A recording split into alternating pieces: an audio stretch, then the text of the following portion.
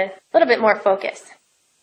Now, another area that has come up in my practice, and I know a lot of animal practitioners, is the wrongful injury and death of an animal, when the police are involved. So, what happens if the police shoot my dog? Now, police often argue that a dog's actions were forced, or the dog's actions forced them to make a split-second decision, or that the officer was in fear for his safety. However, and even without what we've seen as incriminating video evidence available in many of the new cases, a police officer's state of mind or intent, or when motive is in question, these defenses are really better left for a jury, as opposed to simply a qualified immunity that would be allowed right away at the onset of the case. But when qualified immunity is applied, it can shield a police officer from federal constitutional claims. But it's really important to remember that to pass constitutional muster, that is to allow qualified immunity for the police officer's actions of shooting a dog, the officer's actions must have been reasonable. So shooting in case law has developed this over time, where shooting a dog, even one that is off the owner's property, is unreasonable where the dog poses no threat.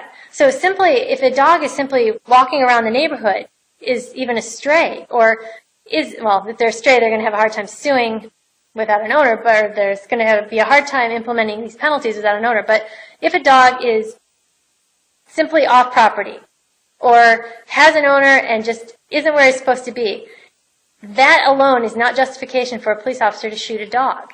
So it has to be reasonable. It has to be that the owner is truly in fear for their safety, or in that they didn't put themselves in that position illegally. The use of deadly force against a household pet is reasonable only if the pet poses an immediate danger and the use of force is unavoidable. Now, police officers often claim that they have little or no training on how to gauge a dog's behavior, and such claims for failure to train are, among others, from municipal or county police employers, give rise to what's called Monell liability. And there, when suing under a Monell claim, the cost of these types of claims are borne by a taxpayer, because it's going to be the city or the county who failed to train that officer who's going to be responsible for that judgment, and responsible for training future police officers in hopes that they would not result in the same unlawful shooting. But know that there are 77 million dogs in the United States. So the police officers are going to encounter them in their line of work. And 39% of residential locations are likely to have pets. So there are constitutional protections, just like any other civil rights claim, under the Fourth Amendment, because shooting a dog is a violation. It can be an unreasonable seizure, or, depending on how the police officer encountered that dog, an unreasonable search and seizure. And these claims arise when police shoot dogs. And I'm pointing out 3 cases that have come up because these are of interest. One was in San Jose charter of Hells Angels Motorcycle Club versus the City of San Jose. And this is at 402 F3D 962. It's referenced in your materials, so you can definitely look that up. But it's from the Ninth Circuit in 2005. There, the court stated that a dog is not comparable to a possessory interest, that the emotional attachment to a family's dog is not comparable to a possessory interest in furniture. The Ninth Circuit affirmed denial of qualified immunity to the police officers who executed dogs that were guarding Hells Angels members' homes. The court said that a reasonable officer should have known that to create a plan to enter the perimeter of a person's property, knowing all the while about the presence of dogs on the property, without considering a method for subduing the dogs besides killing them, would violate the Fourth Amendment.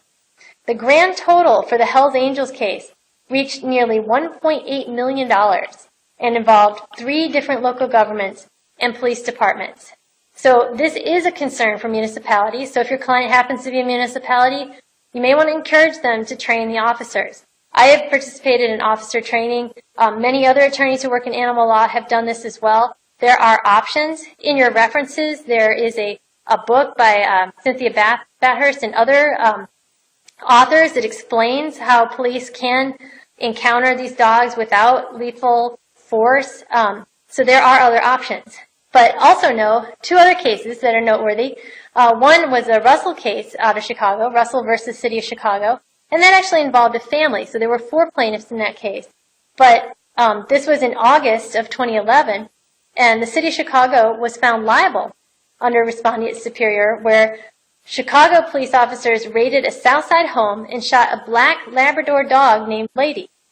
And although the police had found no criminal activity at the residence, Russell, and in fact there were two boys at the home at the time, they were both teenagers, but Russell had cooperated with them. And when they came in, he said, "Fine, please just let me put my dog in the room." They did not. And then they shot the dog and killed the dog right in front of him. Russell's hands were in the air, and he had asked only that he be allowed to lock up the dog, Lady, to ensure that Lady was not harmed. But instead the officers shot and killed the dog Lady, who had done nothing more than enter the room with her tail wagging. The jury awarded the plaintiffs over $330,000. Also, I want to note one of the cases we had recently, which was Green versus Barden in the village of South Holland. There, the dog Grady was sitting. He had popped his chain from the backyard and had moved around. He was walking around the neighborhood. It was a large mastiff, and he was sitting on the front porch. A neighbor called about a stray dog, and the police came out. There were 2 police officers, and they stood outside the home. It was a Sunday morning, and the Green family was asleep inside and didn't know that Grady had popped the chain. But Grady was actually sitting on the Green's front porch for most of the time, and when the officers were there. They stood outside the home for 20 minutes, one officer with his gun drawn. Grady, like a normal dog, went up and sniffed the officer, went back to the porch, sniffed the officer again, went back, and on the third approach, the officer shot Grady 3 times. Grady lived, but was injured. And what was probably the most important part of that case, and something that the officers did not know at the time, was that they were under surveillance.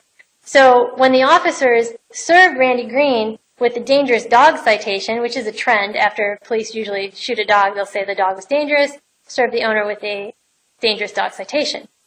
When Mr. Green defended his citation, the officer did not know that he had been under surveillance and, had made certain statements that did not seem to match with the video.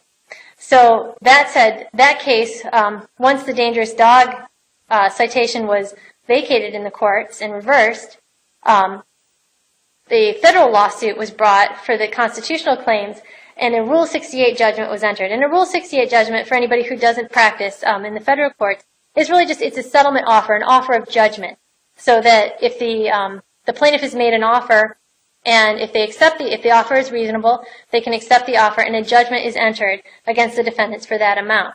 The reason Rule 68 offers are actually important is because if a person rejects that offer and does not obtain more at trial, they will not be able to get the full scope of damages that they could have gotten under a civil rights claim, or a civil rights claim for the remaining period after that offer has been made. But in this case, it was an offer for $75,000, which, considering that Grady's vet bills were only about $1,000, was a fair offer, and judgment was entered against South Holland and the officer, Chad Barden, who had shot plaintiff's dog.